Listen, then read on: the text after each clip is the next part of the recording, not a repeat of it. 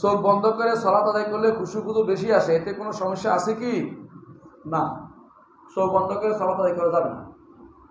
কারণ সালাতের সেজদার জায়গায় তাকানো ইবাদত।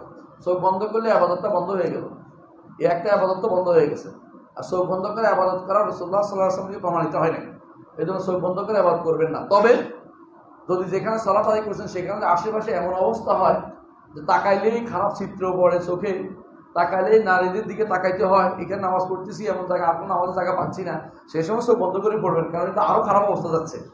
যেখানে খারাপ অবস্থার দিকে যাওয়ার পথ সেখানে শুধু চোখ বন্ধ কেন পড়বেন? কারণ আমি তাহলে নামাজের মোড়ে পড়তে পারতেছি না। কিন্তু সাধারণ নিয়মে চোখ বন্ধ করে নামাজ পড়া মাকরুহ, অপছন্দনীয়। কথা বুঝতে পারছি? যদিও আপনি মনে হয় যে এইভাবে আল্লাহর সামনে আসি মনে করলে, এটা এমনি মনে করবেন কষ্ট করে। দয়া করে সিদ্ধান্ত নেবেন চোখ খোলা রেখেই আমি আল্লাহ তাআলা আমাকে দেখছেন, আমি কিভাবে সালাত আদায় করতেছি এটা মাথায় রাখবেন, তাহলে এই সমস্যাটা আসবে না ইনশাআল্লাহ।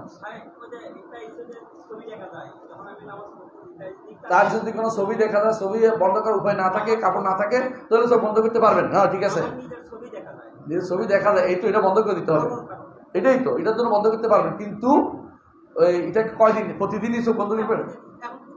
না না, এটার উপরে আপনি কিছু বিছাইবেন, দরকার হলে একটা জানামাজ নিয়ে যাতে করে আপনি চোখ না পড়ে। কথা বুঝেন নাই? সবসময় তো আপনি একটা হলো বিপদকালীন সময়, তাই না? আরেকটা হলো আমি সবসময় নিয়ত তৈরি করছিলাম যে ছবি দেখা যায় কেন, এ করা যাবে না। আপনি যদি কোনো এখানে মশলা বিছান, আলো আর কিছু করবে না, মশলা বিছাবেন, তবুও চোখ খোলা রাখবেন। কথা বুঝছেন? জি।